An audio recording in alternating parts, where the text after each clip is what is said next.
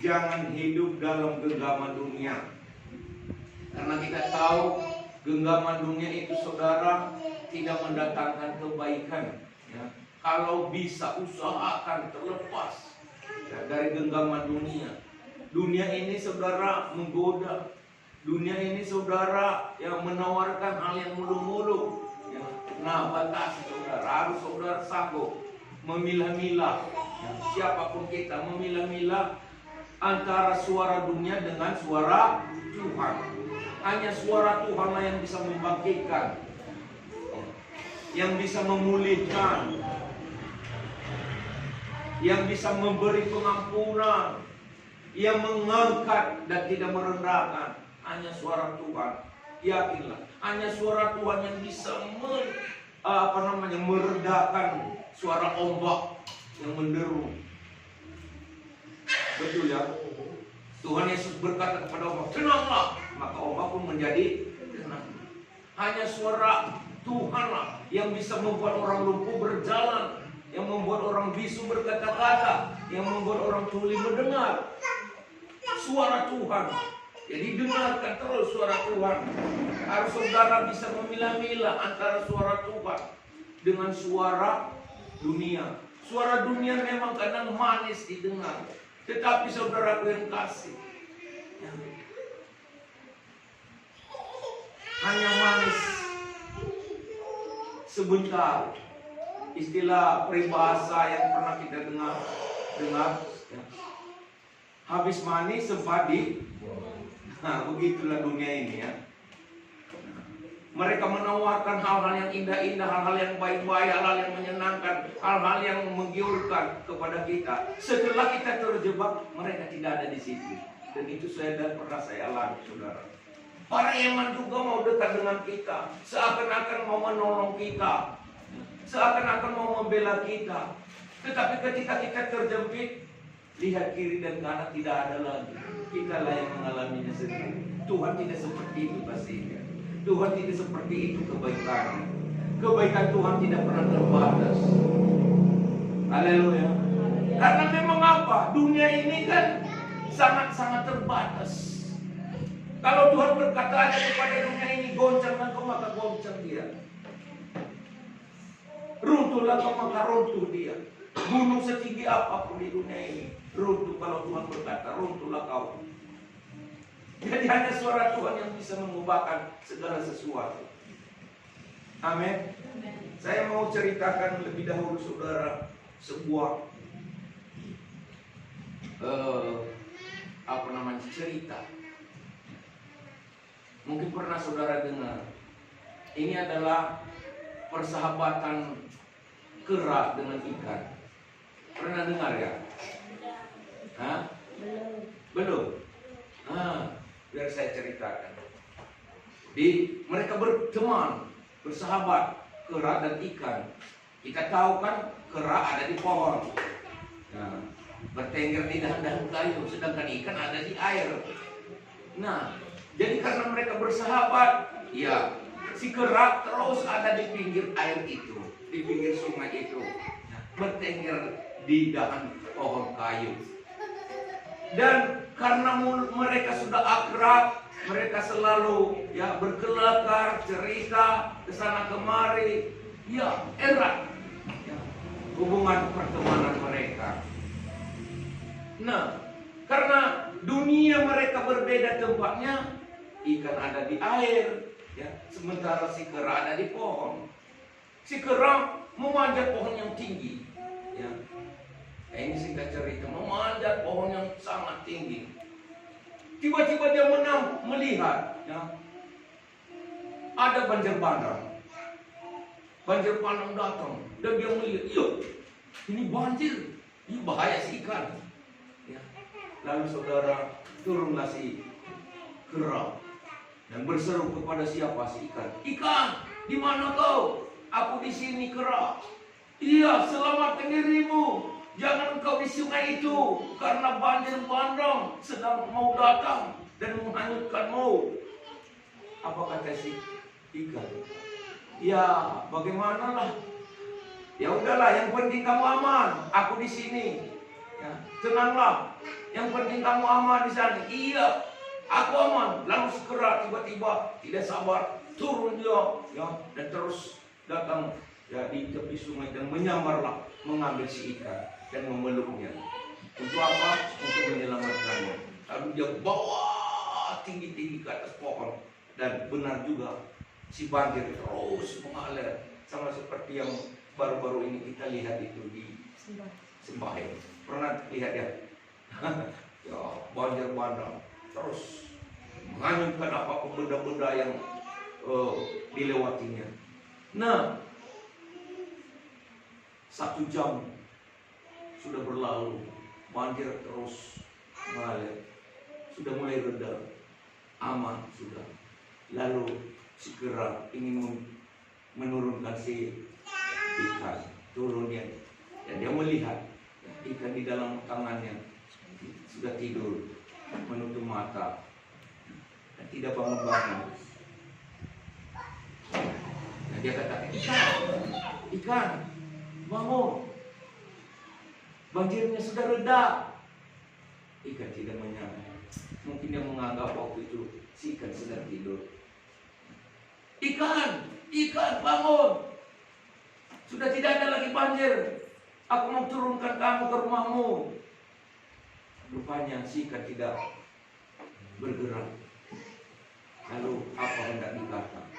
Rupanya si ikan hidup, nyawanya sudah melayang. Kenapa? Karena memang dunia ikan dan dunia kera berbeda. Ikan hidup di sungai dan kera hidup di dahan pohon-pohon.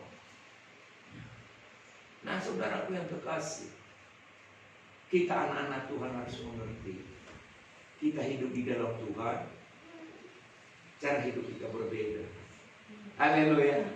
Dengan yang hidup di dunia. Dan itu harus kita mengerti. Kalau kita, saudaraku, ada di dalam genggaman dunia, hati-hati. Akhirnya jiwa kita bisa melanggar. Dan terjadilah apa yang seperti tertulis di dalam Matius pasal 16-26 itu. Apa gunanya seorang memperoleh seluruh dunia tapi kehilangan jiwanya? Kita memiliki nanti sukses, kita memiliki nanti titel, kita memiliki nanti fasilitas, ya, popularitas, apapun itu namanya. Kalau jiwa kita binasa, apalah gunanya? Hidup kita beda. Bukan secara kebetulan saya dan saudara ada di dalam Tuhan. Inilah dunia kita. Jadi hati-hati, jangan sampai ada dalam pelukan dunia. Sekalipun itu nampaknya manis, sekalipun itu nampaknya indah, sekalipun itu nampaknya pelukan, tetapi karena kita bukan tipe orang yang hidup di dunia, yang bisa menyesuaikan diri dengan orang dunia, maka pertahankan hidup di dalam Tuhan. Karena itu hidup kita yang sebenarnya. Saudara mengerti apa yang saya maksud? Saudara mengerti? Yang mengerti katakan amin. Haleluya. Mari kita baca di dalam 1 Yohanes pasal 2 ayat yang ke-17. Yohanes, 1 Yohanes, bukan Yohanes, 1 Yohanes pasal yang kedua ayat yang ke-17.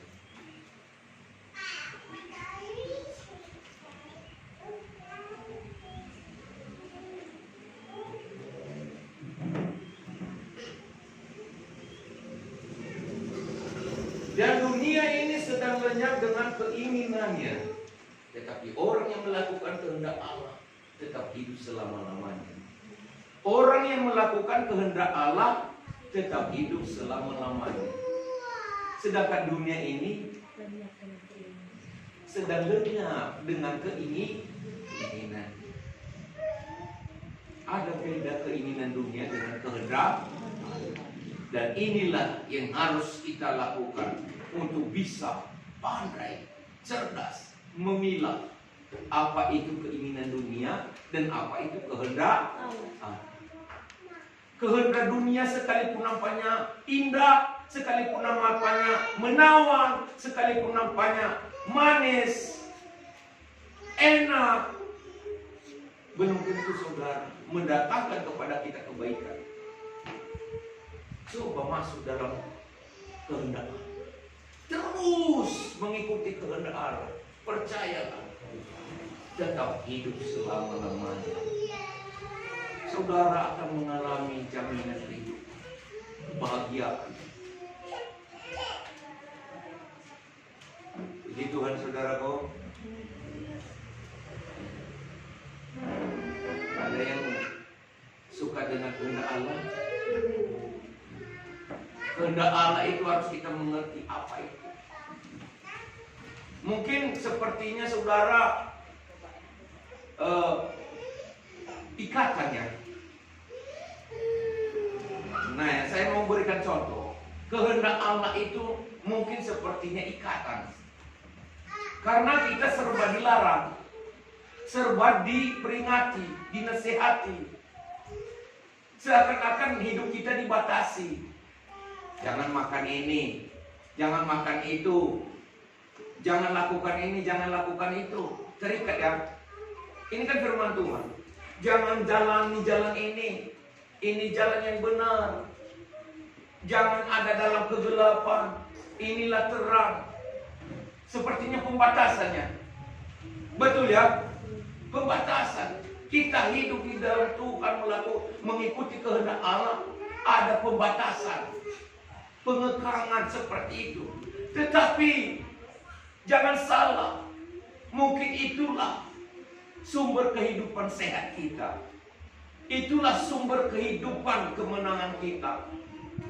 Orang yang terlalu bebas, biasanya saudara yang kasih, itu pula yang kena kolesterol. Ya,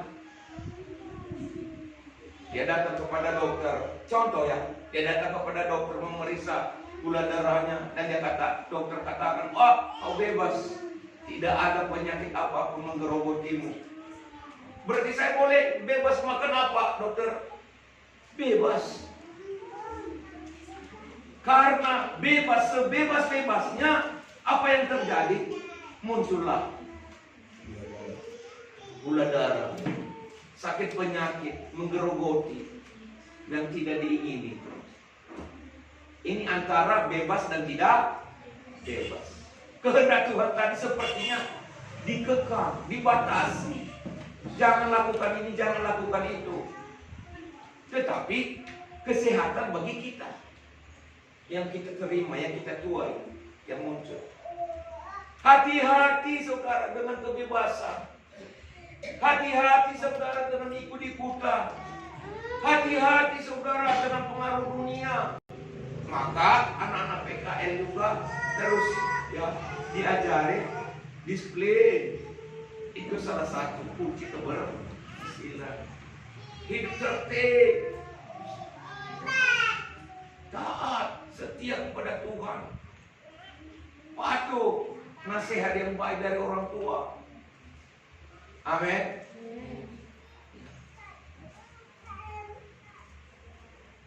Lakukanlah yang terbaik, raihlah keberhasilan, tetapi seperti yang dikehendaki oleh Tuhan. Ada orang yang berhasil, ada orang yang sukses, tapi tidak sesuai kehendak Tuhan. Itulah maka akhir-akhirnya ujung-ujungnya mereka masuk penjara. Karena bisa digaji ya 500.000, 1 juta, 1,5 juta satu hari. Kenapa? Karena jadi kurir narkoba.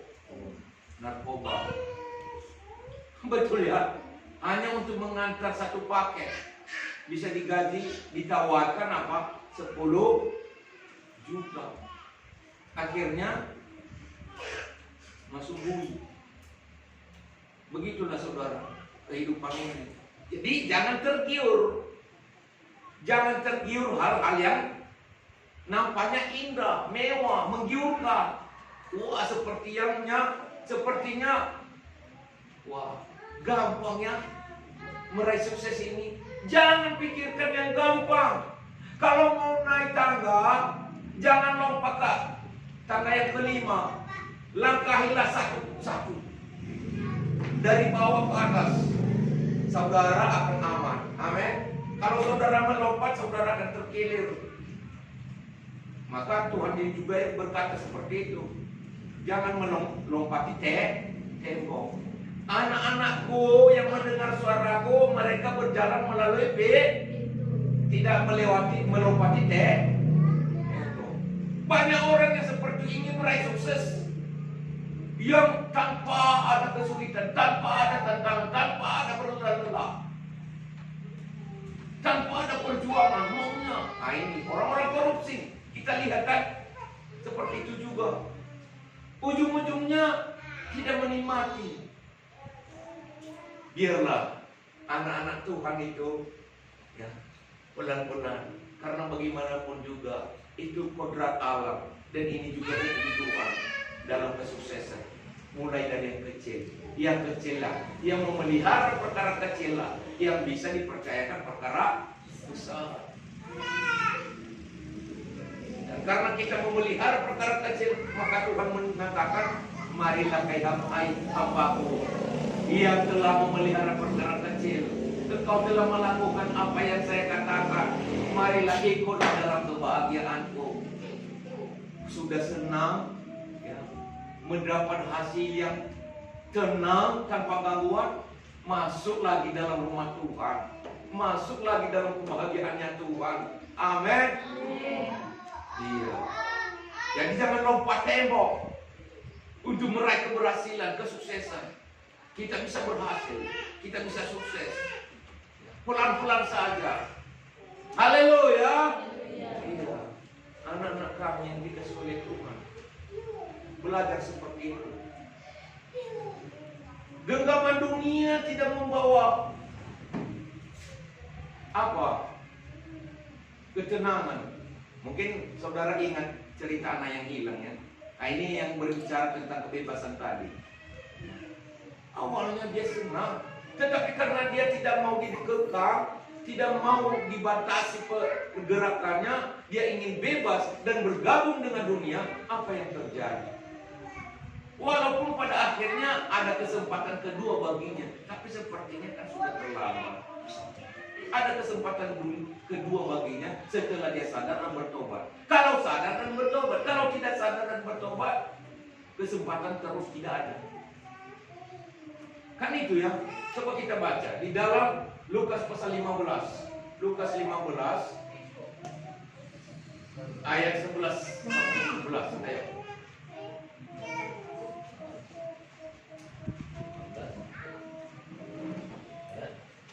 Mulai. Ayat 11 saja mulai.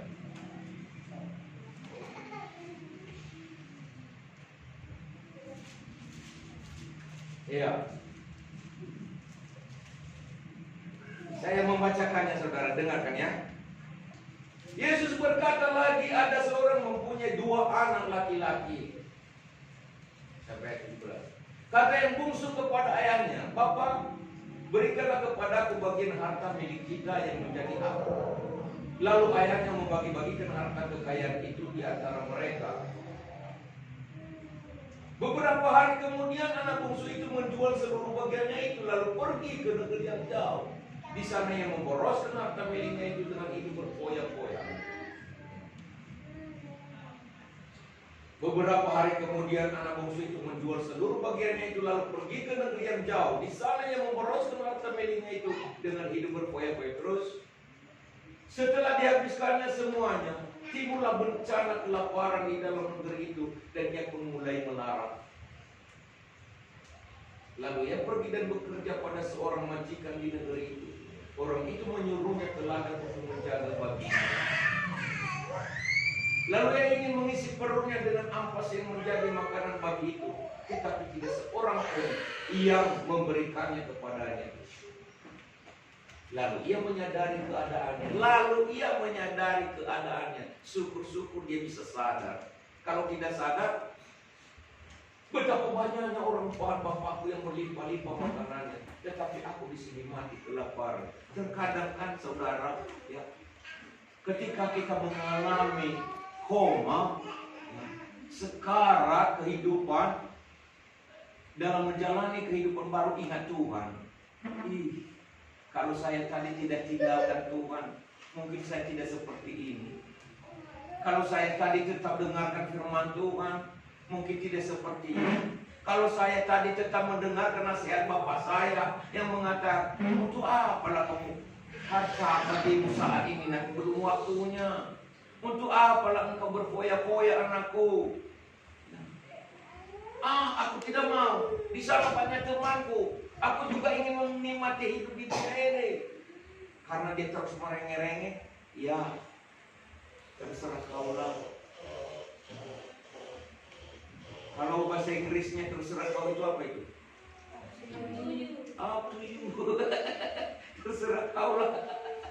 Ya, apa? Nerenita. Nah, begitu. Lalu dia pergi menghambur-hamburkan apa yang ada padanya. Banyak temannya enggak? Banyak. Banyak sahabatnya yang dekat dengannya? Banyak. Tetapi saudaraku, sahabat yang sejati itu ada ketika kita susah, ada ketika kita menderita, mereka peduli. Tetapi sahabat palsu itu ada mereka ketika kita manis, sama seperti sebut pada waktu ada gula. Haleluya. Begitulah kehidupan ini. Jadi jangan kita pikir bahwa dunia itu ya, wah mantap. Ada orang yang bilang, saudara ini sudah lama saya tinggal di sini. Banyak suara yang saya dengar. Adilah kita itu mana? Ialah bos saya ya. Sakit ya saudara. Sakit. Isi pergi adalah naya. Adilah ikut kena bagi serba susah saudara. Kalau kita ikuti, harus kita mau ditokohin. Begitulah persahabatan di dunia ini. Kalau tidak kita ikuti, habis kita dicercanya. Tahu dicerca? Jadi sasaran Cikurapna, jelekan ke sana kemari. Maka orang-orang yang tidak mengenal kita pun bisa ketika melihat kita bisa menjadi jelek karena kompor. Ada tadi yang mengompori. Pernah saudara merasakan seperti itu? Ada yang mengompori. Saya kadang-kadang ini kalau enggak sampai bas kita lewat semua. Bukan yang HP kan teman-teman si ngomporin dari rusuh, puduk-puduk besar di kopi. Curiga kita men.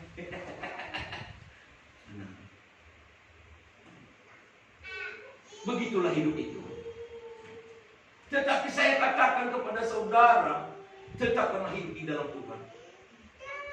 Katakan seperti kata Daud, lebih baik saya rebah di hadapan Tuhan daripada rebah di hadapan dunia. Kalau saya mati, kata Rasul Paulus, saudara mati di dalam Tuhan daripada karena keinginan dunia. Haleluya. Begitulah saudara. Oke, tidak apa-apa. Kita pasrah saja kepada Tuhan. Kita berserah saja kepada Tuhan. Kita berserah saja kepada Tuhan. Engkaulah Tuhanku, Engkau sahabatku, Engkaulah perlindunganku. Ingat kata MC kita tadi.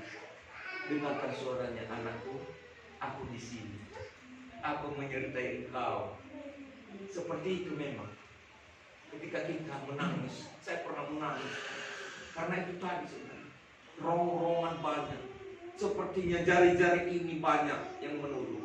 Kiri kanan muka belakang seperti itu. Engkau seperti ini. Apa rupanya yang ada di sini? Kau tidak ada apa-apanya. Seperti itulah keadaan kita. Lalu kita hanya diam di kaki Tuhan. Dan kita katakan, Tuhan, aku tidak ada apa-apanya. Dan tidak punya apa-apa juga. Hanya Engkau milikku satu-satunya Tuhan. Dan kepada Engkau aku berharap. Engkau adalah gembalaku yang baik. Dan tidak akan aku kekurangan karena Engkau ada bersama aku. Sekalipun aku berjalan dalam lembah bayang-bayang maut, gada dan tokan itu Tuhan peganganku. Dan Engkau akan antar aku ke rumput yang hijau, ke air yang tenang, untuk menyegarkan jiwaku. Dan itu saudara yang kasih terjadi. Ucapan hal-hal yang positif itu adalah doa yang terbaik. Jangan pernah mengeluh, jangan pernah merengek, jangan pernah katakan di media sosial, aduh aku ini, apa yang harus aku lakukan, hidupku seperti ini. Jangan. Sekalipun banyak orang mendengar, tidak ada yang peduli. Harus saudara mengerti, tidak ada yang peduli. Yang mengomentari banyak, yang menyalahkan banyak. Betul ya? Tapi kalau berkata itu seperti itu ke hadapan Tuhan, aku tidak ada apa-apanya, Tuhan yang akan menjawab. Tuhan yang akan bukakan jalan. Jadi jangan ada saudara, jangan ada dalam genggaman dunia. Lepaskan hidup saudara, pindahkan hidup saudara. Sekalipun manis tawarannya, sekalipun indah rayuannya. Ya. Amin saudaraku. Apa saudara mengerti apa yang saya sampaikan? Amin. Firman Tuhan mengingatkan kita pada saat ini. Syukur-syukurlah anak yang hilang itu sadar bahwa di dalam Tuhan, di rumah Bapaknya lah ada sebenarnya pemulihan.